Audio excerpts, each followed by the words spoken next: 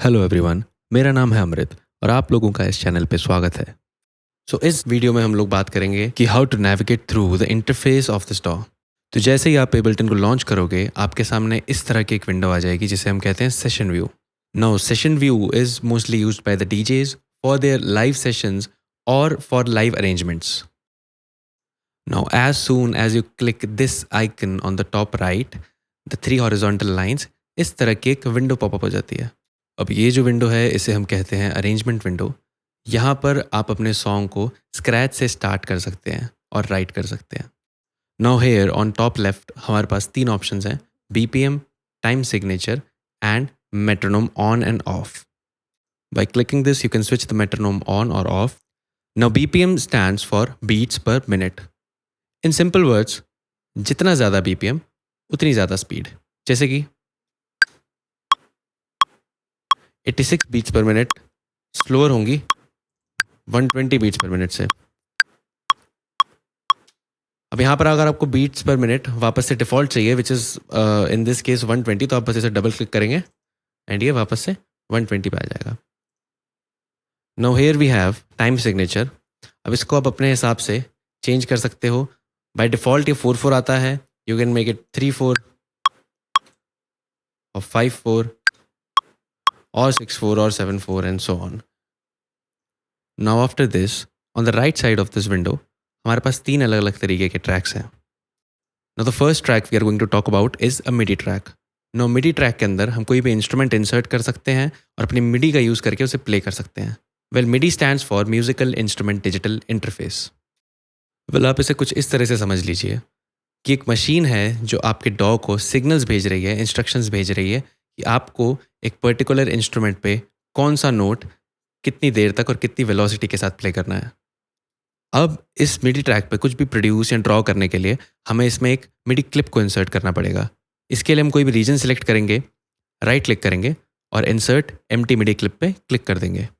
अब जैसे ये मिडी क्लिप फॉर्म हो जाती है तो हम देखते हैं नीचे एक और विंडो पॉपअप हो गई है जिसमें पियानो रोल है। Now to give you an idea और एन ओवरव्यू कि किस तरह से काम करता है, let me grab a sound from the library. यहाँ पर हमने इसमें एक इंस्ट्रूमेंट को इंसर्ट कर दिया है और अब जैसे ही हम कुछ भी पियानो रोल पर ड्रॉ करेंगे तो अब देखेंगे इस तरह से कुछ ब्लॉक्स फॉर्म हो रहे हैं और जब हम इसे प्ले करेंगे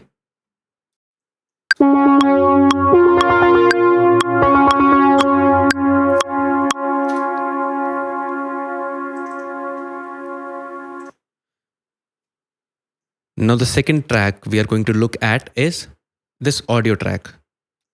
Now in audio track we can either record via using a microphone or we can simply drag and drop a sample like this.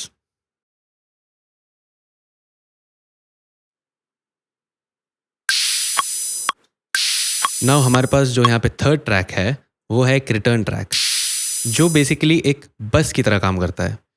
जैसे यहाँ पर बाय डिफ़ॉल्ट हमारे पास A और B रिटर्न ट्रैक है जिसमें A में reverb है और B में डिले है।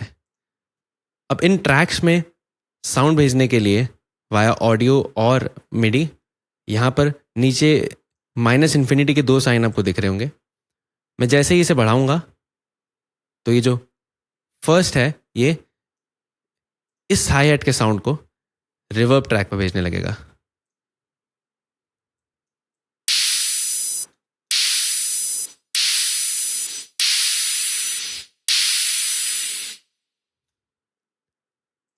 Same with the second return track, which is delay.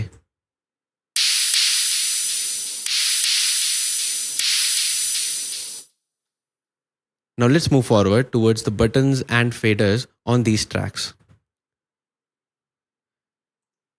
Like here you can see, मैंने इस येलो बटन को ऑफ कर रखा है on this MIDI track. This is a mute or unmute button. Now when it is orange or when it is lit up, it is unmute. जैसे ही मैं इस पर क्लिक करूँगा और ये ग्रे हो जाएगा, now it is mute. The same functions in audio tracks. Now you can see this S sign here. This stands for solo.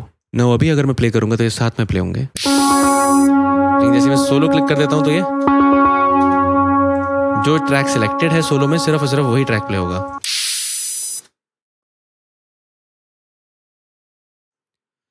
Now next up we have arm recording. किसी भी track में record करने के लिए हमें उसमें arm recording को on रखना पड़ेगा। Arm recording basically tells our डॉ कि जो सिग्नल आ रहा है इनपुट में वो किस ट्रैक में असाइन करना है। तो अगर मैंने इस ट्रैक की आर्म रिकॉर्डिंग ऑन कर रखी है और अब मैं मिडी में कोई नोट प्ले करूंगा तो सिर्फ इस ट्रैक में एक नोट प्ले होगा। सेम अगर मैं इस एम्प्टी मिडी ट्रैक में जिसमें कोई इंस्ट्रूमेंट नहीं है इसमें कुछ प्ले करूंगा तो भी मुझे सिग्नल दिखाई देंगे। दो यहाँ पे कोई साउंड इंसर्ट नहीं किया गया है, कोई इंस्ट्रूमेंट इंसर्ट नहीं किया गया है, इसीलिए कोई आवाज़ नहीं आ रही, कोई साउंड नहीं आ रहा है, लेकिन जैसे ही हम मिडी पे कोई की प्रेस करेंगे तो यहाँ पे सिग्नल दिखाई दे रहे हैं। Now next up we have volume faders. बहुत सिंपली इनके नाम की तरह आप इन्हें बढ़ाओगे तो वॉल्यूम बढ़ेगी, घटाओगे तो वॉल्यूम घटेगी।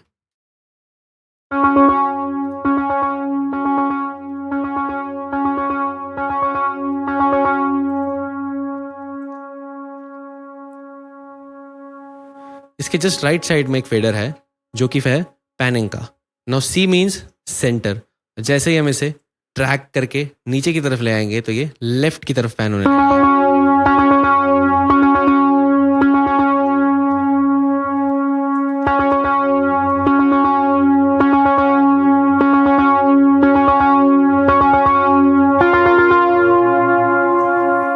Same goes with the right side. जैसे ही हम इसे ड्रैग करके ऊपर की तरफ ले जाएंगे तो ये राइट साइड की तरफ पैन होता चला जाएगा।